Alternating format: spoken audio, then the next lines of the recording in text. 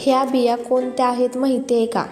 अळीव किंवा हळीवच्या ह्या छोट्या बिया लोह, कॅल्शियम आणि विटॅमिनचा मुख्य स्रोत आहेत. अर्धा चमचा हळीव दिवसभराची आयर्न डेफिशियन्सी भरून काढतात. रात्रभर किंवा 2-3 तास पाण्यात भिजत ठेवून तूप, आवडीनुसार ड्रायफ्रूट्स, दूध, वेलची पूड घालून मस्त अशी खीर बनवायची.